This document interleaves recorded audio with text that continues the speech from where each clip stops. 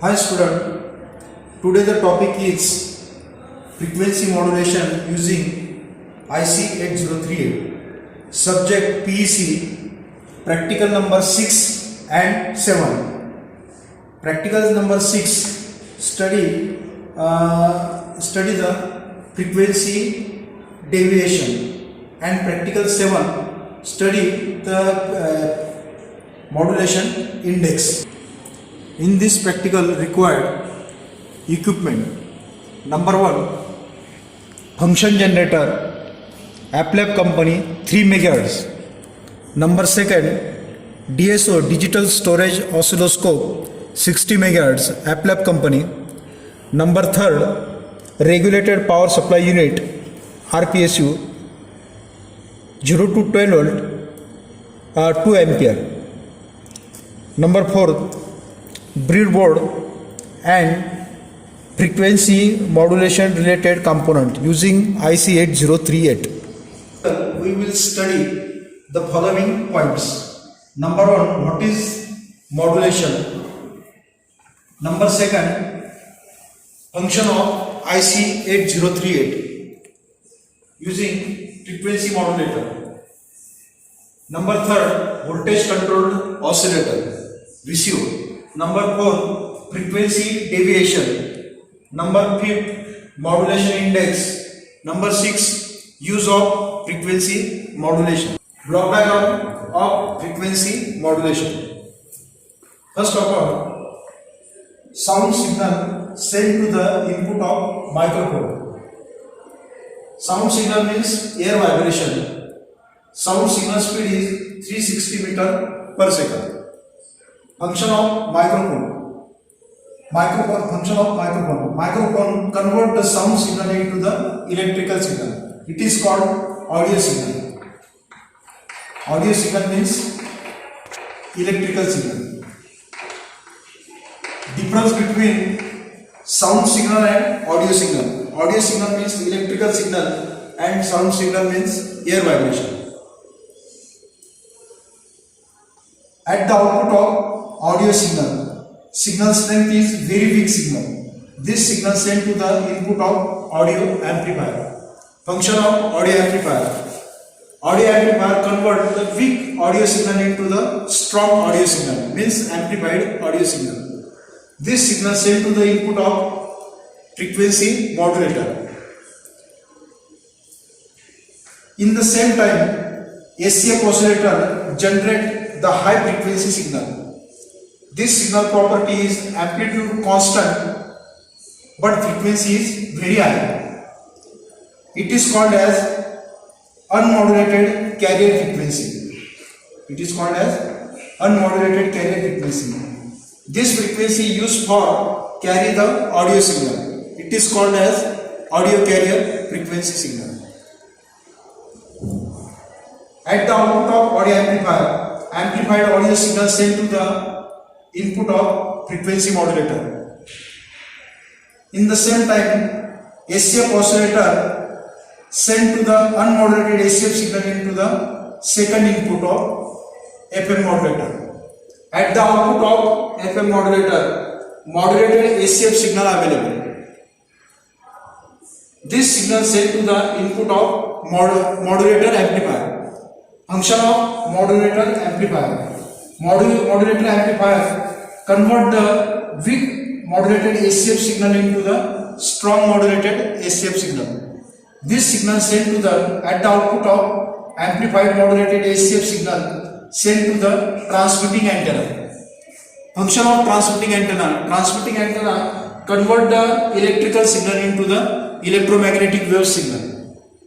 Electromagnetic signal speed is 3 into 10 raised to 8 meter per second, means 3 lakh kilometer per second. At the output of transmitting antenna, modulated SCF signal available. This signal form of electromagnetic wave signal. Electromagnetic wave signal speed is 3 to 10 raised to 8 meter per second, means 3 lakh kilometer per second. विद्यार्थी मित्रांनो, आपणास frequency modulation हे practical करण्याकरिता आपणास frequency modulation या विषयाची theory माहीत असणं आवश्यक आहे. त्यामुळे प्रॅक्टिकल समजायला सोपे होणार आहे. तर त्यासाठी आपण बेसिक फ्रिक्वेन्सी मॉड्युलेशन याची थेअरी बघणार आहोत. विद्यार्थी मित्रांनो, आपल्याला फ्रिक्वेन्सी मॉड्युलेशन म्हणजे काय हे समजण्याकरिता या ठिकाणी वेव्ह फॉर्म दिलेला आहे. नंबर 1 मध्ये दाखवलेला जो सिग्नल आहे त्याला आपण म्हणतो कॅरियर फ्रिक्वेन्सी सिग्नल. तर या सिग्नलचं जर आपण बघितलं तर वैशिष्ट्य असं का याचा जो ॲम्प्लिट्यूड आहे तो ॲम्प्लिट्यूड सर्व ठिकाणी सारखा आहे. तसंच प्रत्येक 2 वेव्हमधलं जे अंतर आहे ते अंतर सारखं आहे. म्हणजेच कॅरियर फ्रिक्वेन्सीला आपण असं म्हणू शकतो कॉन्स्टंट ॲम्प्लिट्यूड आणि कॉन्स्टंट वेव्हलेंथ असणारा सिग्नल जो असतो त्याला आपण म्हणणार आहे ACF signal, unmodulated carrier frequency signal. सेकंडमध्ये दाखवलेलं आहे मॉड्युलेटिंग सिग्नल किंवा त्याला आपण म्हणतो इन्फॉर्मेशन सिग्नल. मॉड्युलेटिंग सिग्नलची फ्रिक्वेन्सी कॅरियर फ्रिक्वेन्सीपेक्षा कमी असते. ह्या कॅरियर सिग्नलचा उपयोग आपण करणार आहे मॉड्युलेटिंग सिग्नलला वाहून नेण्यासाठी किंवा कॅरी करण्यासाठी. म्हणून याला आपण म्हणतो audio carrier frequency signal. Number 3 मध्ये दाखवलेलं आहे frequency modulating signal. Frequency modulation म्हणजे असं का ज्या मॉड्युलेशनमध्ये मॉड्युलेटिंग सिग्नलच्या ॲम्प्लिट्यूडप्रमाणे, ॲम्प्लिट्यूड म्हणजेच सिग्नलची उंची, हाईट, तर ॲम्प्लिट्यूड जितका जास्त तितकं व्होल्टेज आपण म्हणणार जास्त. तर याच्यामध्ये कसं असतं तर ज्या मॉड्युलेशनमध्ये आपण मॉड्युलेटिंग सिग्नल दाखवलेला आहे फ्रिक्वेन्सी मॉड्युलेटिंग सिग्नल. तर फ्रिक्वेन्सी मॉड्युलेशन म्हणजे काय तर ज्या मॉड्युलेशनमध्ये मॉड्युलेटिंग सिग्नलच्या ॲम्प्लिट्यूडप्रमाणे म्हणजेच उंचीप्रमाणे किंवा व्होल्टेजप्रमाणे कॅरियर फ्रिक्वेन्सी चेंज होते त्या प्रकारच्या मॉड्युलेशनला आपण फ्रिक्वेन्सी मॉड्युलेशन असं म्हणणार आहोत. तर या डायग्राममध्ये आपणास असे लक्षात येते का मॉड्युलेटिंग सिग्नलचा ॲम्प्लिट्यूड जसा वाढत जाणार त्यानुसार कॅरियर फ्रिक्वेन्सी वाढते. ज्या ठिकाणी मॉड्युलेटिंग सिग्नलचा ॲम्प्लिट्यूड जास्त आहे त्या ठिकाणी कॅरियर फ्रिक्वेन्सी जास्त आहे. नंतर मॉड्युलेटिंग सिग्नलचा ॲम्प्लिट्यूड जसा कमी होतो त्यानुसार कॅरियर फ्रिक्वेन्सी कमी होते. म्हणजेच त्यावेळेस वेव्हलेंथ वाढते आणि फ्रिक्वेन्सी ज्यावेळेस जास्त असते त्यावेळेस वेव्हलेंथ कमी होते. म्हणजेच या डायग्राममध्ये आपल्याला फ्रिक्वेन्सी मॉड्युलेटेड सिग्नल दिसत आहे. तर फ्रिक्वेन्सी मॉड्युलेशन म्हणजे असं आहे का ज्या मॉड्युलेशनमध्ये मॉड्युलेटिंग सिग्नलच्या ॲम्प्लिट्यूडप्रमाणे कॅरियर फ्रिक्वेन्सी चेंज होते त्या प्रकारच्या मॉड्युलेशनला आपण फ्रिक्वेन्सी मॉड्युलेशन असे म्हणतो. आपण वर्गामध्ये फ्रिक्वेन्सी मॉड्युलेशन या विषयाचा स्टडी करत असताना त्या ठिकाणी आपण बघितलं होतं का मॉड्युलेटिंग सिग्नलच्या ॲम्प्लिट्यूडप्रमाणे कॅरियर फ्रिक्वेन्सी चेंज होते. म्हणजे ॲम्प्लिट्यूड जास्त असताना कॅरियर फ्रिक्वेन्सी जास्त होते आणि ॲम्प्लिट्यूड कमी असताना कॅरियर फ्रिक्वेन्सी कमी होते. परंतु प्रत्यक्षात प्रॅक्टिकल करताना आपणास असे लक्षात येणार आहे का या मॉड्युलेटर सर्किटचा इनपुट इन्व्हर्टेड टाईपचा आहे. त्यामुळे प्रॅक्टिकल करताना प्रॅक्टिकली मॉड्युलेटिंग सिग्नलचा जो आउटपुट आहे मॉड्युलेटिंग सिग्नल आउटपुट या सिग्नलच्या एक्झॅक्ट अपोजिट दिसणार आहे. म्हणजे असं का मॉड्युलेटिंग सिग्नलचा ॲम्प्लिट्यूड जास्त असताना कॅरियर फ्रिक्वेन्सी जास्त दिसते इथे, परंतु प्रॅक्टिकल ती त्यावेळेस कमी असेल. आणि ज्यावेळेस मॉड्युलेटिंग सिग्नलचा ॲम्प्लिट्यूड कमी असेल त्यावेळेस ते इथं फ्रिक्वेन्सी कमी, मात्र त्या ठिकाणी आपल्याला फ्रिक्वेन्सी प्रॅक्टिकली जास्त दिसणार आहे. मित्रांनो, आपल्याला फ्रिक्वेन्सी मॉड्युलेशनचा स्टडी करण्या अगोदर व्होल्टेज कंट्रोल ऑसिलेटर माहीत असणं गरजेचं आहे. तर आपण स्टडी करूया व्होल्टेज कंट्रोल ऑसिलेटर. ऑसिलेटर म्हणजे असं का त्या ऑसिलेटरला जर आपण DC व्होल्टेज दिला तर ऑसिलेटरच्या आउटपुटला AC सिग्नल मिळतो. जर DC सप्लाय ऑफ केला तर आउटपुटला मिळणारा सिग्नल ऑफ होतो.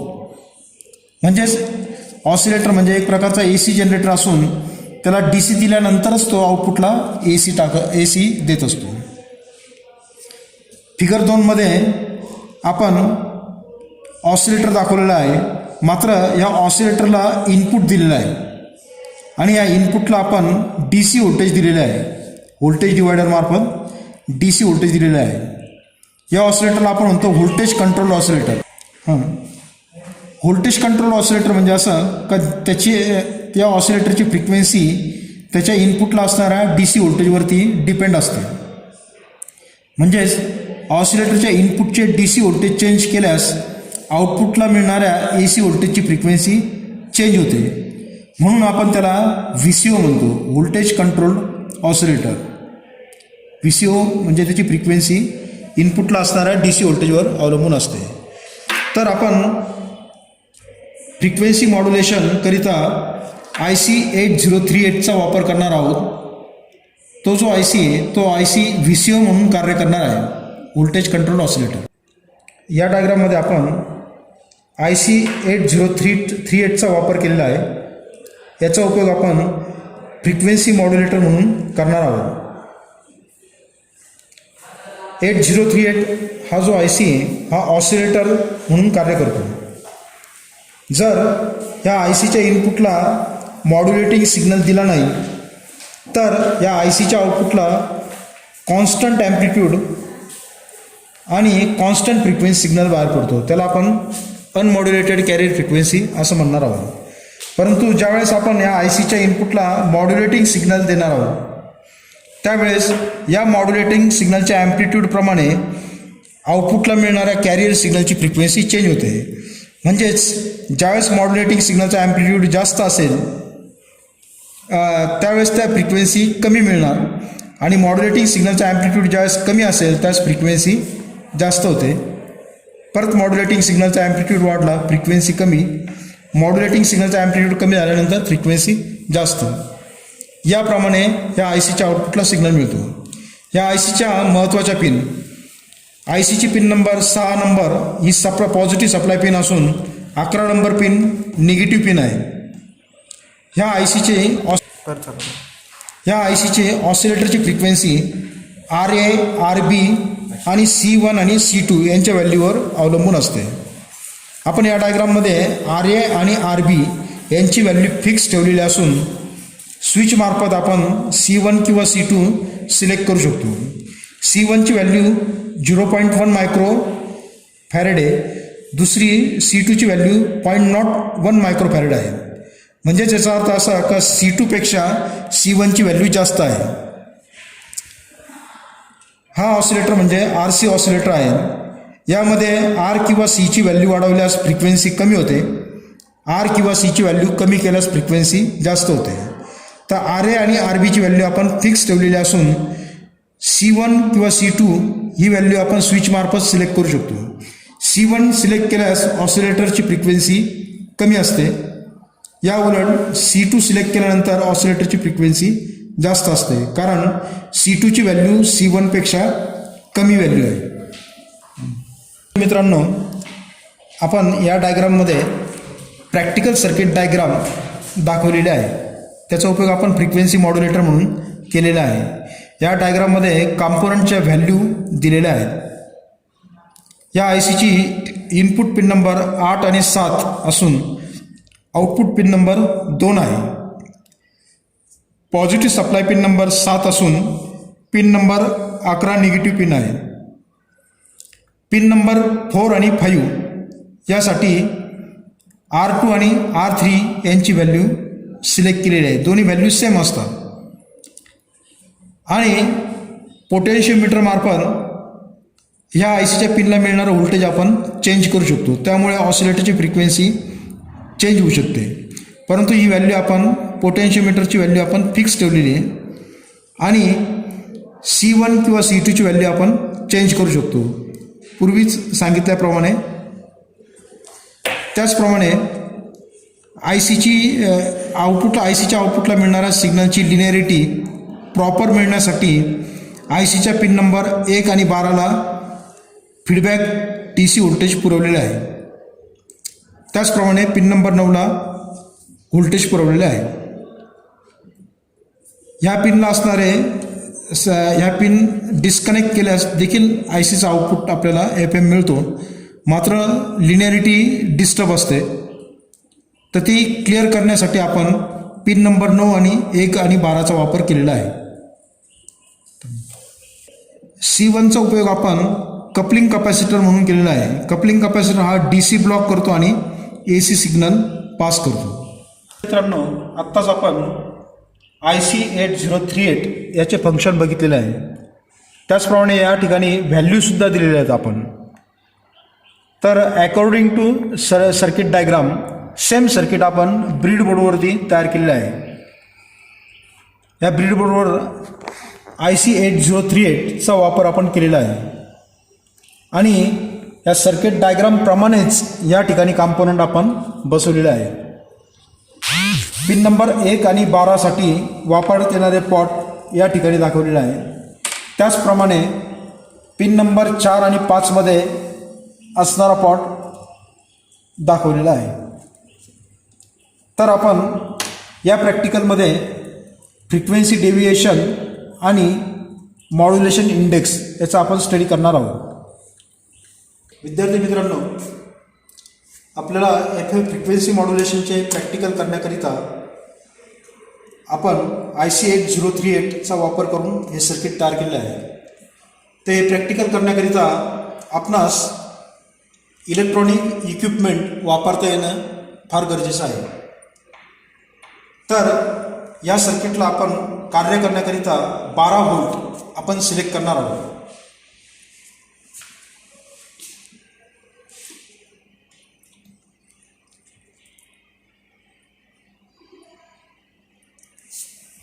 या सर्किटला आपण पॉझिटिव्ह आणि निगेटिव्ह असं व्होल्टेज आपण अप्लाय केलेलं आहे 12 व्होल्ट. आत्ताच सांगितल्याप्रमाणे IC 8038 हा ऑसिलेटर म्हणून वापरलेला आहे. याच्या आउटपुटला आपण चॅनल नंबर 2 कनेक्ट केलेला आहे ब्लॅक कलरची वायर आणि या ऑसिलेटरला सप्लाय दिल्यानंतर DC सप्लाय दिल्यानंतर आउटपुटला AC सिग्नल मिळत आहे. या सिग्नलला आपण कॅरियर फ्रिक्वेन्सी सिग्नल असे म्हणणार आहोत. म्हणजेच याला आपण अनमॉड्युलेटेड कॅरियर फ्रिक्वेन्सी असं म्हणणार आहोत. या सिग्नलचं वैशिष्ट्य आपण बघितल्यानंतर असं लक्षात येतं की याचा ॲम्प्लिट्यूड सर्व ठिकाणी सारखा आहे आणि प्रत्येक 2 वेव्हमधलं अंतर सारखं आहे. म्हणून याला आपण अनमॉड्युलेटेड कॅरियर फ्रिक्वेन्सी असं म्हणणार आहोत. तर इनपुटला मॉड्युलेटिंग सिग्नल देण्या अगोदर आउटपुटला आपल्याला अनमॉड्युलेटेड कॅरियर फ्रिक्वेन्सी दिसत आहे. ही कॅरियर फ्रिक्वेन्सी किती आहे हे आपण कॅल्क्युलेट करू शकतो. तर फ्रिक्वेन्सी कशी कॅल्क्युलेट करतो आपण, तर आपणास माहीत आहे का 2 पॉझिटिव्ह सायकल पीक टू पीक जे अंतर असतं त्याला आपण वेव्हलेंथ असं म्हणतो. म्हणजे पहिल्या सायकलचं पीक व्होल्टेज म्हणजे मॅक्झिमम व्होल्टेज, त्याचप्रमाणे दुसऱ्या सायकलचं पीक व्होल्टेज. पीक टू पीक जे अंतर आहे त्याला आपण वेव्हलेंथ म्हणतो. तर वेव्हलेंथ किती आहे हे आपल्याला बघता येईल. वेव्हलेंथ आपण मीटरमध्ये मोजत असतो. तर त्याचा जो टायमिंग आहे तो टाईम आपण या ठिकाणी कॅल्क्युलेट करू. तर इथून ते इथपर्यंत एक स्क्वेअर म्हणजे एक डिव्हिजन, एका डिव्हिजनच्या आपण 5 छोट्या छोट्या डिव्हिजन तयार केलेल्या आहे. 5 छोट्या छोट्या डिव्हिजन तयार केलेल्या आहेत. म्हणजेच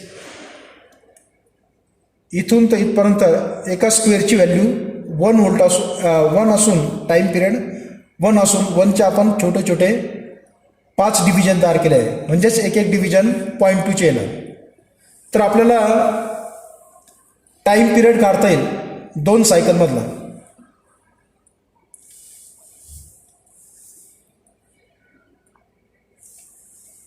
या ठिकाणी आपण पहिल्या सायकलचं पीक व्होल्टेज बघितलं आहे. नंतर हे 2 डिव्हिजन दिसतात. दुसऱ्या सायकलचं पीक व्होल्टेज दुसऱ्या डिव्हिजनवरती. म्हणजेच एक डिव्हिजनची व्हॅल्यू 0.2, सेकंडची 0.4 इंटू रेंज सिलेक्ट केली आपण 1 मिली सेकंडची. म्हणजेच पीक टू पीक जे अंतर आहे तर आपण म्हणतो वेव्हलेंथ. तर ती वेव्हलेंथची जी व्हॅल्यू आहे ती किती आहे 0.4 मिली सेकंद. जर आपल्याला टाईम कळाला तर आपण फ्रिक्वेन्सीचा फॉर्म्युला वापरून या सिग्नलची फ्रिक्वेन्सी किती ती कॅल्क्युलेट करू शकतो. त्यासाठी फॉर्म्युला आहे frequency is equal to 1/T. Formula आपणास माहिती आहे फ्रिक्वेन्सीचा. Frequency is equal to 1/T. तर आपण यावरून या सिग्नलची फ्रिक्वेन्सी किती आहे कॅरियर ही आपण कॅल्क्युलेट करू. आपण या ठिकाणी फ्रिक्वेन्सीचा फॉर्म्युला लिहिलेला आहे. तर आपण आत्ताच बघितलेलं आहे का CROवरती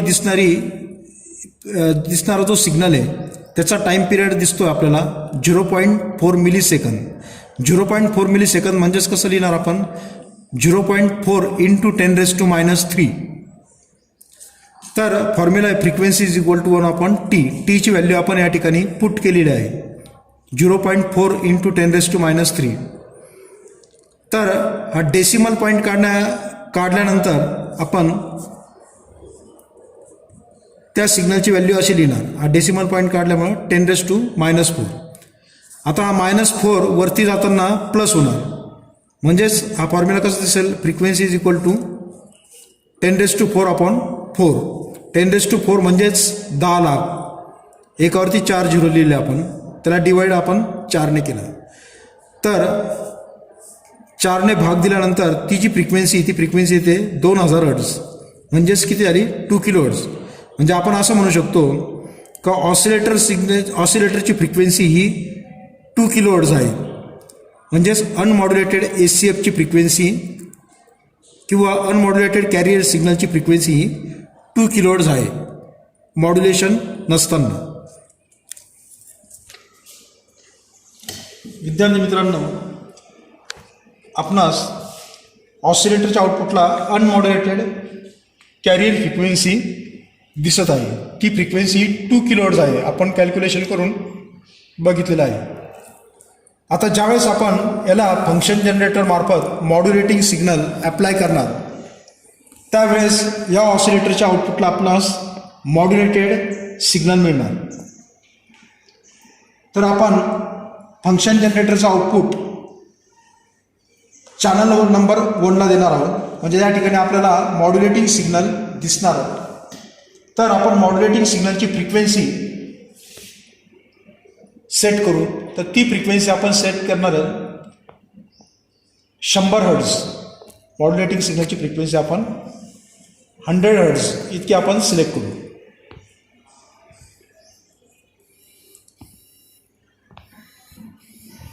त्याचप्रमाणे या मॉड्युलेटिंग सिग्नलचं व्होल्टेज इथं सिलेक्ट केलेलं आहे 6 व्होल्ट. व्होल्टेज किती सिलेक्ट केलं आपण 6 व्होल्ट.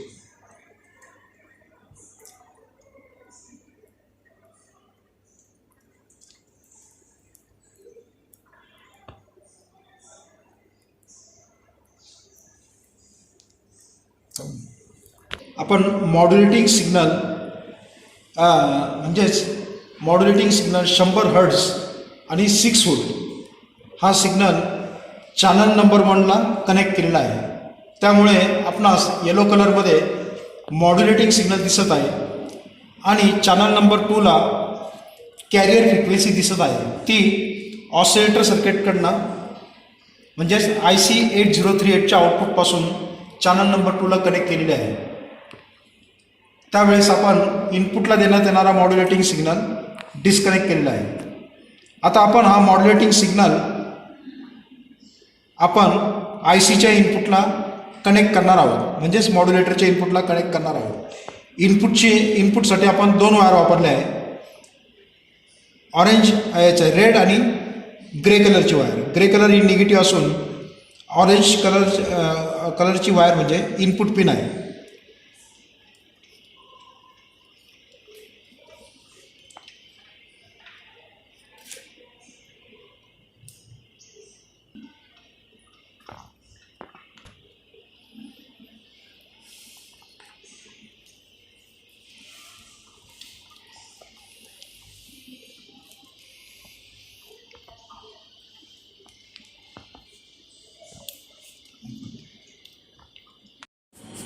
विद्यार्थी मित्रांनो फंक्शन जनरेटर मार्फत आपण मॉड्युलेटरच्या इनपुटला मॉड्युलेटिंग सिग्नल दिलेला आहे. 100 हर्ट्झ 6 व्होल्टचा सिग्नल दिलेला आहे.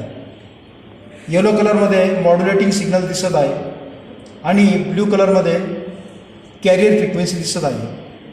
तर या मॉड्युलेशनमध्ये आपणास दिसतंय का मॉड्युलेटिंग सिग्नलच्या ॲम्प्लिट्यूडप्रमाणे म्हणजे उंचीप्रमाणे कॅरियर फ्रिक्वेन्सी चेंज होत आहे.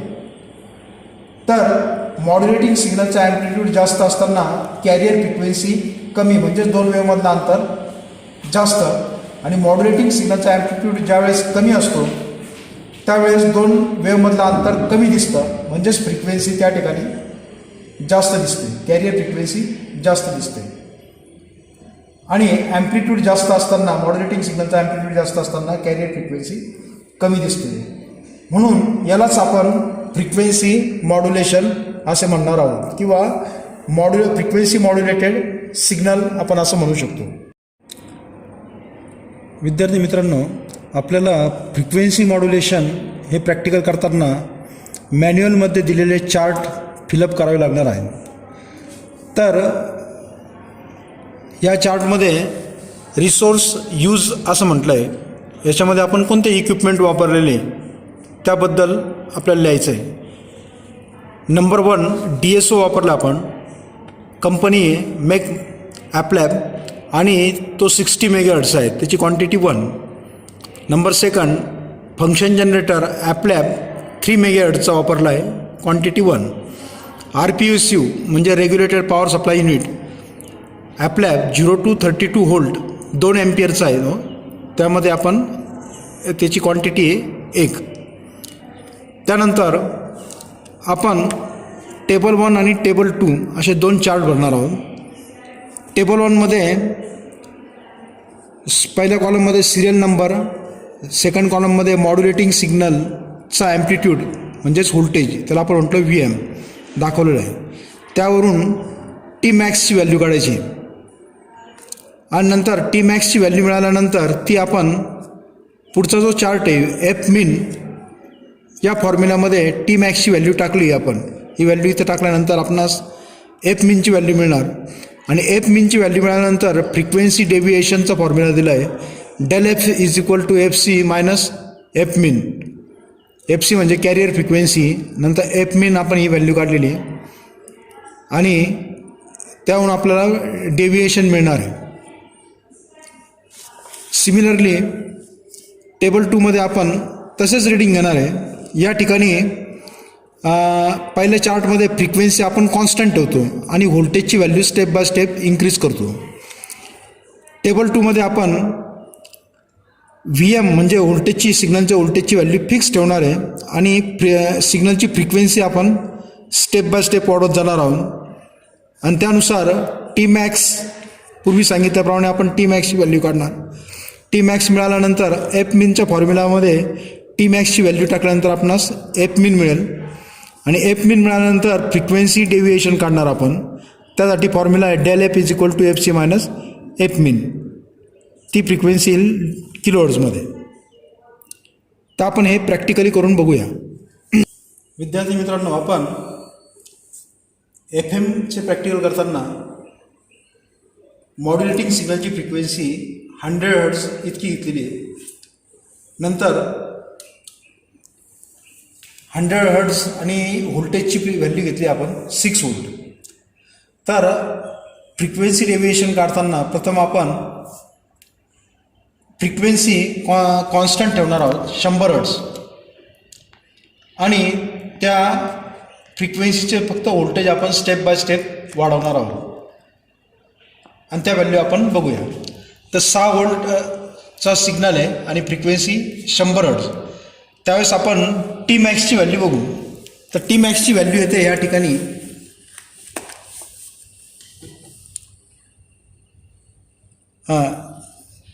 टी मॅक्स कसं काढतो आपण, पहिल्या सायकलचं पीक व्होल्टेज आणि दुसऱ्या सायकलचं पीक व्होल्टेज, त्याला आपण म्हणतो वेव्हलेंथ.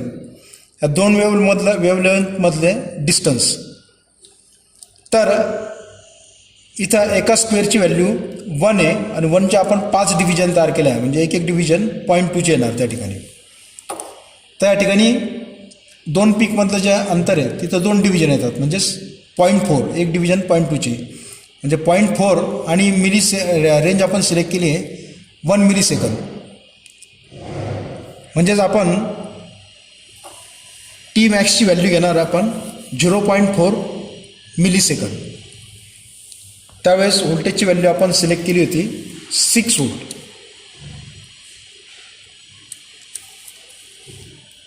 हां सर.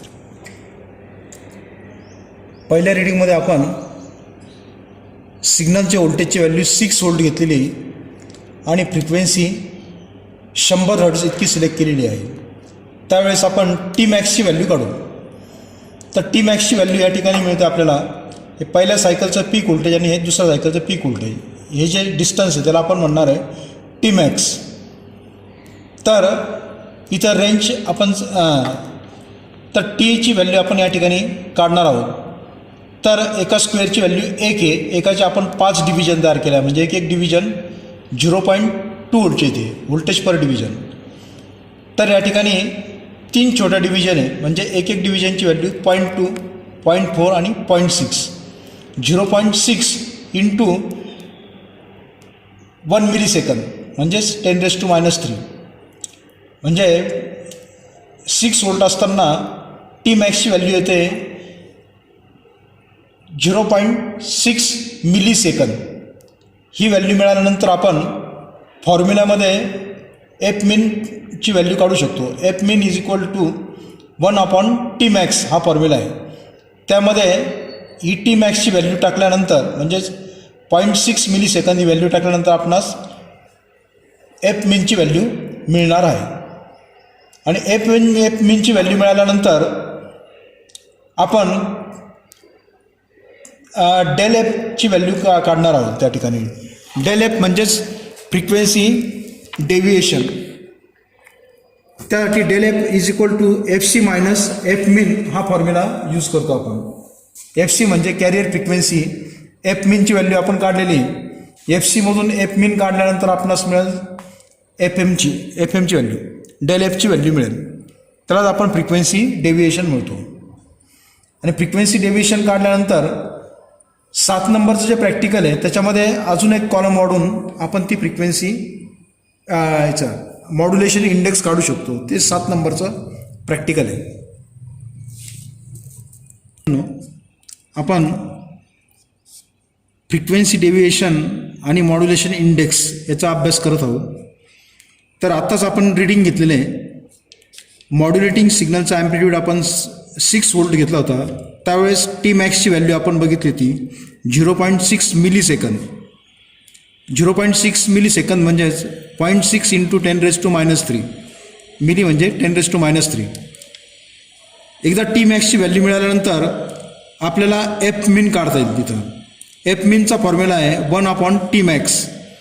तर टी मॅक्सची व्हॅल्यू आपल्याला माहिती आहे 0.6 मिलीसेकंद. 0.6 इंटू 10⁻³ ही आपण टी मॅक्सची व्हॅल्यू दिलेली आहे. आता हा इथं 0.6 आहे, याची पूर्ण संख्या करण्याकरिता हा डेसिमल पॉईंट काढल्यामुळे या ठिकाणी आपण 10⁻³ ऐवजी आपण लिहिणार 10⁻⁴. हा 10⁻⁴ वर जाताना प्लस होणार, म्हणजेच 10⁻⁴ म्हणजेच किती होईल ते 10 लाख भागिले 6. 6ने 10 लाखाला भाग दिल्यानंतर ती जी फ्रिक्वेन्सी ती येते 1666 हर्ट्झ, म्हणजेच ॲप्रॉक्सिमेटली 1.6 किलोहर्ट्झ ही फ्रिक्वेन्सी येते. ती म्हणजे एफ मिन. नंतर पुढे आपण काढणार आहे डेल एफ म्हणजे फ्रिक्वेन्सी डेव्हिएशन. त्याला आपण म्हणतो डेल एफ. डेल एफचा फॉर्म्युला आहे FC मायनस एफ मिन. तर आपण सुरुवातीला बघितलं आहे FC जी आहे कॅरियर फ्रिक्वेन्सी आपण चेक केली होती. ती फ्रिक्वेन्सी किती होती 2 किलोहर्ट्झ आणि एफ मिनची व्हॅल्यू किती आली 1.6 किलोहर्ट्झ. त्यामुळे हा जो डिफरन्स येतो 0.4 किलोहर्ट्झ. 0.4 किलोहर्ट्झ म्हणजेच किती येते 400 हर्ट्झ. तर डेव्हिएशन फ्रिक्वेन्सी म्हणजे ती किती झाली 400 हर्ट्झ. याच्यावरून आपण मॉड्युलेशन इंडेक्स काढू शकतो. मॉड्युलेशन इंडेक्सचा फॉर्म्युला आहे del F is equal to del F upon FM. FM म्हणजे मॉड्युलेटिंग सिग्नलची फ्रिक्वेन्सी. डेल एफची व्हॅल्यू आपण काढली होती 400 हर्ट्झ आणि मॉड्युलेटिंग सिग्नलची फ्रिक्वेन्सी होती 100 हर्ट्झ फिक्स आहे. म्हणजे 400 भागिले 100 म्हणजे त्या ठिकाणी तो मॉड्युलेशन इंडेक्स किती होतो 4 होतो. आणि मॉड्युलेशन इंडेक्स हा नेहमी ग्रेटर दॅन 1 असतो. आता आपण याचप्रमाणे व्होल्टेजची व्हॅल्यू स्टेप बाय स्टेप वाढवणार आहे आणि नंतर आपण मॉड्युलेशन इंडेक्स बघणार आहोत. तर आपण पुढचे दोन रीडिंग बघू, एक 8 व्होल्टसाठी आणि एक 10 व्होल्टसाठी. आपण फ्रिक्वेन्सी 100 हर्ट्झ ठेवलेली आणि मॉड्युलेटिंग सिग्नलचं जे व्होल्टेज आहे ते व्होल्टेज 8 व्होल्ट केलेलं आहे. तर 8 व्होल्टसाठी टी मॅक्सची व्हॅल्यू येते 0.7, कारण एक डिव्हिजन 0.2ची 0.4 0.6 0.2 0.4 0.6च्या थोडे पुढे म्हणजे 0.8 आणि 0.6च्या मध्ये म्हणजेच 0.7. म्हणजे 8 व्होल्ट असताना टी मॅक्सची व्हॅल्यू येते 0.7 मिलीसेकंद. त्याचप्रमाणे आता आपण मॉड्युलेटिंग सिग्नलचं व्होल्टेज आपण 10 व्होल्ट करणार आहोत. ऑफ करू. आता आपण थर्ड रिंगमध्ये व्होल्टेजची व्हॅल्यू घेतली आहे 10 व्होल्ट, फ्रिक्वेन्सी कॉन्स्टंट आहे 100 हर्ट्झ. त्यावेळेस टी मॅक्सची व्हॅल्यू येते 0.8 मिलीसेकंद. टी मॅक्सची व्हॅल्यू 0.8 मिलीसेकंद. म्हणजे आपण बघितलेलं आहे मॉड्युलेटिंग सिग्नलचा ॲम्प्लिट्यूड जसा वाढत जातो तशी फ्रिक्वेन्सी कमी होते, म्हणजेच वेव्हलेंथ काय होत असते, वाढत असते. तर आपण यावरून वेव्हलेंथ वाढली म्हणजे फ्रिक्वेन्सी कमी होत असते. तर आपण या चार्टमध्ये त्या व्हॅल्यू टाकून आणि त्याचे कॅल्क्युलेशन बघूया. हां सर. विद्यार्थी मित्रांनो, आपण बघितलं आहे मॉड्युलेटिंग सिग्नलची फ्रिक्वेन्सी आपण 100 हर्ट्झ ठेवलेली आहे, मात्र व्होल्टेज स्टेप बाय स्टेप वाढवतो आहे. 6 व्होल्टसाठी आपण मगच बघितलं मॉड्युलेशन इंडेक्स 4 आला होता. टी मॅक्सची व्हॅल्यू 0.6 मिलीसेकंद होती. त्यावरून आपण एफ मिन काढला होता, ती फ्रिक्वेन्सी आली 1.6 किलोहर्ट्झ. नंतर फ्रिक्वेन्सी डेव्हिएशन काढला 400 हर्ट्झ, त्यावरून मॉड्युलेशन इंडेक्स काढला होता, तो येतो 4. सिमिलरली ज्यावेळेस आपण 8 व्होल्ट सिलेक्ट करतो त्यावेळेस त्या ठिकाणी आपण बघितलं टी मॅक्सची व्हॅल्यू येते 0.7 मिलीसेकंद. ही आपण एफ मिन अपॉन टी मॅक्स या फॉर्म्युलामध्ये टाकल्यानंतर एफ मिनची व्हॅल्यू येते 1.5 किलोहर्ट्झ. सिमिलरली ज्यावेळेस 10 व्होल्टची सिलेक्ट करतो त्यावेळेस त्या ठिकाणी टी मॅक्सची व्हॅल्यू अजून वाढते, ती होते 0.8 मिलीसेकंद. तर यावरून आपण आपल्या असं लक्षात येते टी मॅक्सची व्हॅल्यू वाढल्यानंतर फ्रिक्वेन्सी कमी होत जाते, म्हणजेच एफ मिनची व्हॅल्यू कमी होते. एफ मिनची व्हॅल्यू आपण del F is equal to F C minus F min यामध्ये टाकल्यानंतर आपल्याला फ्रिक्वेन्सी डेव्हिएशन मिळते. एफ सीची व्हॅल्यू माहिती आहे आपणास 2 किलोहर्ट्झ ही फिक्स आहे. आणि आपण एफ मिनची व्हॅल्यू टाकल्यानंतर आपल्याला असं लक्षात येतं 8 व्होल्टसाठी डेव्हिएशन येते 500 हर्ट्झ, नंतर 10 व्होल्टसाठी येते 700 हर्ट्झ. त्यानुसार मॉड्युलेशन इंडेक्स काढला आपण del F upon F M. तर मॉड्युलेटिंग सिग्नलचा ॲम्प्लिट्यूड वाढल्यानंतर मॉड्युलेशन इंडेक्ससुद्धा स्टेप बाय स्टेप वाढत जातो. हे आपण थेरॉटिकली पण बघितलं आणि ते प्रॅक्टिकली सिद्ध करून बघितलं आहे. म्हणजेच थेरॉटिकल आणि प्रॅक्टिकल हे त्यांच्यामध्ये जवळजवळ साम्य आहे, म्हणून आपण हे सिद्ध करतो का हे फ्रिक्वेन्सी मॉड्युलेशनचं जे प्रॅक्टिकल आहे ते आपण सांगितल्या थिअरीप्रमाणे बरोबर मॅच होतं. हा त्याचा निष्कर्ष आहे किंवा कन्क्लुजन. सेम चार्ट आपण बघणार आहोत, ज्याच्यामध्ये आपण frequency step by step increase करणार आहोत, मात्र मॉड्युलेटिंग सिग्नलचं जे व्होल्टेज आहे ते कसं असणार, फिक्स. आपण आता टेबल 2चा जो चार्ट आहे तो आपण फिलअप करणार आहोत. तर या प्रॅक्टिकलमध्ये आपण व्होल्टेजची व्हॅल्यू फिक्स ठेवणार आहोत 6 व्होल्ट, मात्र frequency step by step change करणार आहोत. तर पहिल्या रिडिंगमध्ये आपण फ्रिक्वेन्सी ठेवलेली आहे 100 हर्ट्झ. तर त्यावरून आपणास टी मॅक्सची व्हॅल्यू काढता येईल. तर टी मॅक्सची जी व्हॅल्यू आहे ती येते 0.6, 3 डिव्हिजन, एक डिव्हिजन 0.2ची. 6 व्होल्टसाठी 0.6 मिलीसेकंद येते. सिमिलरली आता आपण फ्रिक्वेन्सी अजून चेंज करणार आहोत. ती फ्रिक्वेन्सी 150 हर्ट्झ इतकी करणार आहोत.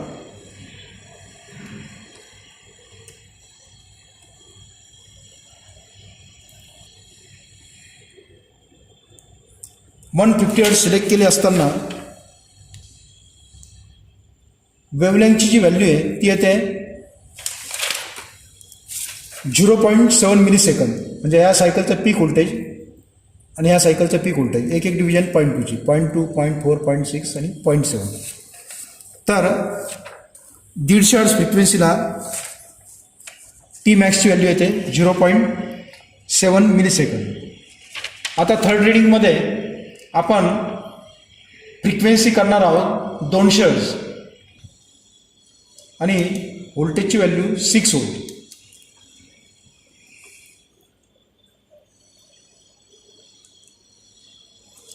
त्यावेळेस फ्रिक्वेन्सी डेव्हिएशन आपण बघणार आहे, टी मॅक्सची व्हॅल्यू बघणार आहे.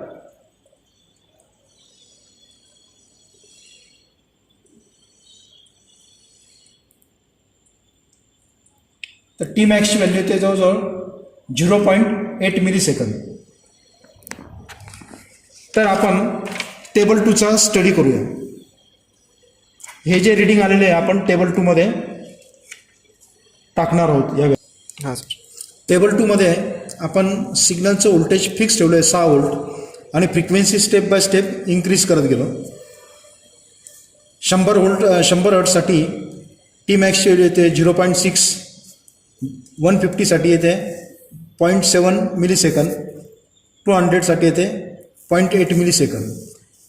टी मॅक्सच्या व्हॅल्यूवरून आपण टी मेनची व्हॅल्यू या ठिकाणी काढलेली आहे आणि टी मेनची व्हॅल्यू आपण del F is equal to F C minus F min या फॉर्म्युल्यामध्ये टाकल्यानंतर पूर्वी सांगितल्याप्रमाणे एफ मिनची व्हॅल्यू आपणास मिळते आणि एफ मिनची डेल एफची व्हॅल्यू मिळते. डेल एफ म्हणजे फ्रिक्वेन्सी डेव्हिएशनची व्हॅल्यू आपणास मिळते 400 हर्ट्ज, 500 हर्ट्ज, 800 हर्ट्ज याप्रमाणे. त्याच्यावरून आपण मॉड्युलेशन इंडेक्स काढणार आहे. तर ती मॉड्युलेशन इंडेक्सचा फॉर्म्युला आहे del F is equal to modulation index is equal to del F upon F M. Del F म्हणजे फ्रिक्वेन्सी डेव्हिएशन आणि एफ एम म्हणजे मॉड्युलेटिंग सिग्नलची फ्रिक्वेन्सी. ह्या व्हॅल्यू या ठिकाणी टाकल्यानंतर तुम्हाला मॉड्युलेशन इंडेक्स मिळणार आहे आणि हा मॉड्युलेशन इंडेक्ससुद्धा आपण पूर्वी सांगितल्याप्रमाणेच येणार आहे.